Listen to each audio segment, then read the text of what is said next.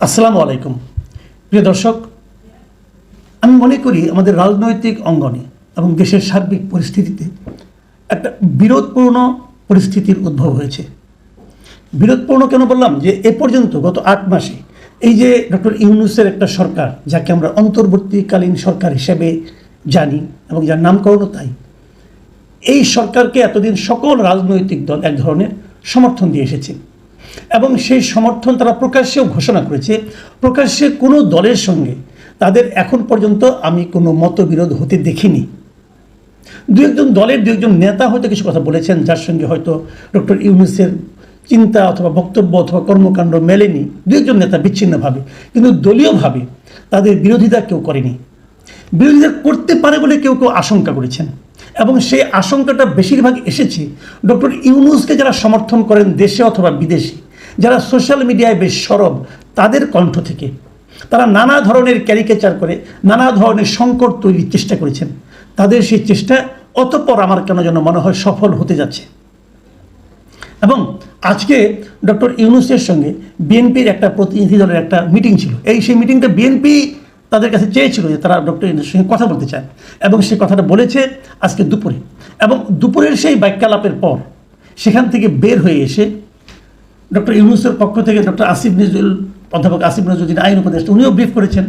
কিন্তু যে ব্রিফিংটা আমাদের মনে সেই আশঙ্কাটাকে বাস্তবায়িত করেছে বলে মনে হয় আমার কাছে, সেটা হলো বিএনপির পক্ষ থেকে যে ব্রিফিংটা হয়েছে সেটা। সেখান থেকে বের হয়ে এসে বিএনপির মহাসচিব, দেশে থাকা বিএনপি নেতাদের মধ্যে সর্বোচ্চ যিনি আছেন, মির্জা ফখরুল ইসলাম আলমগীর, উনি স্পষ্ট বলেছেন আমরা একেবারেই সন্তুষ্ট নই। ওনারা কার উপর অসন্তুষ্ট? ডক্টর ইউনূসের কথার উপর অসন্তুষ্ট। ওনারা ডক্টর ইউনূসের কাছে অনেকগুলি পয়েন্ট নিয়ে গিয়েছিলেন, তবে সবচেয়ে বড় পয়েন্ট ছিল নির্বাচন কবে হবে। এবং ওনারা বলার চেষ্টা করেছিলেন যে এই নির্বাচনটা ডিসেম্বরে হওয়া উচিত। ওনারা একথাই বলার চেষ্টা করেছিলেন নির্বাচন ডিসেম্বরে না হলে দেশে একটা অস্থিতিশীল পরিস্থিতি তৈরি হতে পারে। ওনারা এই যেগুলো আগেও বলেছেন, এর আগেও আমি দেখেছি প্রায় 2 সপ্তাহ আগে রয়টার্সের কাছে দেওয়া এক ইন্টারভিউয়ে বিএনপির শীর্ষস্থানীয় নেতা ডক্টর মঈন খান ওই একই কথা বলেছিলেন যে ডিসেম্বরের মধ্যে নির্বাচন না হলে দেশে একটা অস্থিরতা, একটা অস্থিতিশীলতা তৈরি হতে পারে। সেই একই কথা এবার মির্জা ফখরুল ইসলাম আলমগীর বললেন। দেখুন কি বলেছেন, আমি ওনার বক্তব্যগুলো আপনাদের পড়ে শোনাই। ডক্টর মির্জা ফখরুল ইসলাম আলমগীর বলেছেন, ওনার কথা হুবহু বলছে, এই কারণে দু একটা শব্দ এদিক সেদিক হলে হয়তো অর্থ অন্যরকম হয়ে যেতে পারে। আমরা হুবহু ওনাদের কথাটা শুনতে চাই। উনি বলেছেন আমরা একেবারেই সন্তুষ্ট নই। আমরা পরিষ্কার করে বলেছি ডিসেম্বরের মধ্যে নির্বাচন না হলে দেশের রাজনৈতিক, অর্থনৈতিক ও সামাজিক পরিস্থিতি আরও খারাপের দিকে যাবে।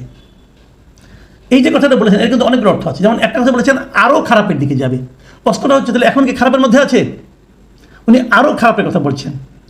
এখন আমার এখানে একটা ছোট্ট একটা প্রশ্ন, যে আসলে কি খারাপের দিকে যাবে নাকি উনি জুজুর ভয় দেখাচ্ছেন?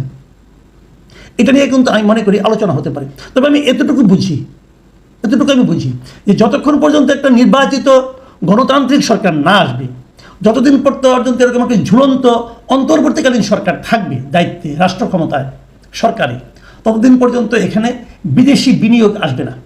আপনি যতই রোড শো করেন আর যতই সামিট করেন, যতই স্মার্ট লোকদের এনে বক্তৃতা দেওয়ান, ভাই কোনো কাজ হবে না। পরে ধরা পড়ে যাবে যে ওখানে যাদের বিনিয়োগকারী হিসেবে এনেছেন তারা অনেকে নাকি 15-20 বছর ধরে দেশে বসবাস করে। চামড়া সাদা, কথাও বলে ভাঙা বাংলায়, ইংরেজিতে বলে, কিন্তু তারা এদেশে থাকে, এদেশের অধিবাসী তারা। ওইগুলি এনে মানুষকে আপনি বেশি দিন কিন্তু চোখে ধুলা দিতে পারবেন না। বিনিয়োগ আসবে না ভাই। পৃথিবীর কোনো বিনিয়োগকারী এমন একটা দেশে বিনিয়োগ করবে না যে দেশে স্থায়ী কোনো সরকার নেই, স্থিতিশীল কোনো সরকার নেই। এটি নিয়ম। আর অন্য নেগেটিভ দিকগুলোর কথা বাদই দেন। ডক্টর ইউনূসের এই সরকারের আমলে মৌলবাদী এরা কোনো সুযোগ পাচ্ছে কিনা, আশকারা পাচ্ছে কিনা, এটা নিয়ে তো ডোনাল্ড ট্রাম্পও দেখলাম একটা টুইট করেছে। যাক, ওই আলোচনা না করি আপাতত। কাজেই তারা যে বলেছে অর্থনৈতিক ও সামাজিক পরিস্থিতি আরও খারাপের দিকে যাবে, এটা একদম অমূলক বলেছে তা কিন্তু আমি মনে করি না। দ্বিতীয় যে কথাটা মির্জা ফখরুল বলেছেন, তিনি বলেছেন যে তারা ওখানে দেখা করে তাদের উদ্বেগের বিষয়গুলো ডক্টর ইউনূসকে জানিয়েছেন। উদ্বেগগুলো কোন কোন ক্ষেত্রে? ওনারা বলেছেন যে ক্ষেত্রে উদ্বেগ তারা ছিল, তারা বলেছেন যে নির্বাচনের সুনির্দিষ্ট রোডম্যাপ তারা চেয়েছেন। এবং তারা বলেছেন যে বর্তমানে রাজনৈতিক যে পরিস্থিতি আছে এবং দেশের যে অবস্থা, তাতে আমরা বিশ্বাস করি একটি গ্রহণযোগ্য নির্বাচনের মাধ্যমেই সমস্যার সমাধান করতে হবে। এইগুলো দাবি। এই দাবিতে আমি কিন্তু বুঝি না যে এই দাবিতে অন্যায়টা কোথায়। নির্বাচন চাওয়াটা কি অন্যায়? নির্বাচন অর্থটা কি আমাকে একটু স্পষ্ট করে আমি বোঝার চেষ্টা করি। নির্বাচন অর্থটা কি? নির্বাচন মানে এই দেশের মানুষ ঠিক করে দেবে যে কে আগামীতে দেশ চালাবে, সেটা কে, এটাই দেশের মানুষ ঠিক করে দেবে। কিছু কিছু লোক, আমাদের কিছু কিছু লোক বলতেছে একটা নির্বাচন হলেই নাকি সমস্যার সমাধান হবে না। তাহলে কীভাবে সমাধান হবে? কিভাবে সমাধান হবে? ওনারা বলছেন সংস্কার করলে সমাধান হবে। সংস্কারটা কে করবে? যে সংস্কার করবে তার সংস্কারটাকে আপ্লুত মার্ক হবে? তারটা কি সেরকম প্রয়োজনীয় সংস্কার করার যোগ্যতা সে ধারণ করে? আপনি বলবেন করে। আপনি কে? আমি প্রশ্ন করবো, আপনি কি করে বুঝলেন যে সে সংস্কার করার যোগ্যতা রাখে? আপনার কাছে মনে হয়েছে, যদি আমার কাছে মনে না হয়, আমি যদি মনে করি এই সংস্কার মোটিভেটেড সংস্কার, এই সংস্কার ক্ষমতায় এখন যারা আছেন তাদেরকে খুশি করার সংস্কার, যদি আমি বলি, আপনি নাকি ভুল প্রমাণ করবেন কীভাবে? আমার সঙ্গে বাহাস করবেন? করেন না বাহাস, আমি তো ওপেন বসে আছি, আসেন আলোচনা করি। তখন তো আপনারা করবেন না। আপনারা ধরে নিয়েছেন আপনার একজন লোককে বিদেশ থেকে উড়িয়ে এনেছেন, আপনার পছন্দের লোক আপনার সঙ্গে বসে বসে আড্ডা টাড্ডা দেয়, অতএব তার চেয়ে যোগ্য লোক আর কেউ নাই। এটা তো আপনি ধরে নিয়েছেন, এটা তো আপনার চয়েস। আপনার চয়েসটা কি জনগণের চয়েস? কে প্রমাণ করবে? কীভাবে প্রমাণ করবেন আপনারা? কাজেই যে সংস্কার প্রস্তাব আপনারা দিয়েছেন ওটা একদম কিছুই হয়নি আমি তা বলবো না, থাক, কিছুটা কষ্ট মষ্ট করে করেছেন, একটা বই আকারে বের করেছেন, কিছু টাকা পয়সা খরচ করেছেন, করেন, কোনো সমস্যা নাই। কিন্তু এই সংস্কারটা আদৌ আমাদের জন্য গ্রহণযোগ্য হবে কি হবে না, এটা নির্বাচনের ম্যান্ডেট হিসেবে থাকুক, জনগণ ঠিক করুক। যারা নির্বাচিত হবেন তারা যার যার ম্যান্ডেট নিয়ে যাবেন। আপনারা আসেন ম্যান্ডেট নিয়ে, বলেন আমরা নির্বাচিত হলে আমরা এই সংস্কারগুলো বাস্তবায়ন করবো। বিএনপি বলবে আমরা নির্বাচিত হলে আমরা 31 দফা বাস্তবায়ন করবো। জামাত যদি বলে না এই সংস্কার ভালো, তাহলে জামাত এই সংস্কারের পক্ষে জনগণের ম্যান্ডেট যাবে। দেখেন জনগণ কার ম্যান্ডেটে রায় দেয়, দেখেন। কিন্তু আপনি মনে করছেন আপনি যা করছেন এটাই ঠিক। দেখুন যে পয়েন্টে বিএনপির সঙ্গে বেঁধেছে, বিএনপি বলেছে ডিসেম্বরের মধ্যে নির্বাচন চাই। এই চাওয়াতে আমি বলেছি অন্যায়টা কোথায়? অন্যায় নাই এই কারণে বলছি যে নির্বাচন কবে হবে কি না হবে এটা কে নির্ধারণ করবে? ডক্টর ইউনূসকে নির্ধারণ করার এখতিয়ার কে দিয়েছে? সিম্পল কথা, ডক্টর ইউনূসকে এই নির্বাচনের তারিখ নির্ধারণ করার দায়িত্বটা কে দিয়েছে? জনগণ দিয়েছে। কিভাবে দিল? আপনি বলবেন বিপ্লবের মাধ্যমে। আমি তো বলি বিপ্লবের মাধ্যমে তাকে দেওয়া হয় নাই, তাকে তো ম্যান্ডেট দিয়েছে ছাত্ররা, যে ছাত্রদের মিটিং এখন 100 জন লোক হয় না। কিভাবে ব্যাখ্যা করবেন আপনারা? এই বিষয়গুলো ক্লিয়ার হওয়া দরকার। আমি মনে করি আগামী দিনগুলিতে এই যে ম্যান্ডেটবিহীন অবস্থায় তারা ডক্টর ইউনূস একটা জোর অনুভব করছেন, কারণ অনেকে তাকে সোশ্যাল মিডিয়ায় বলছে ওরা 5 বছর থাকা দরকার। এটা যে খুবই প্ল্যান্ড ওয়েতে, এটা এক ধরনের সামাজিক মাধ্যমে এক ধরনের প্রচারণা চালানো হচ্ছে, এটা বুঝতে আমাদের খুব একটা কষ্ট হচ্ছে না।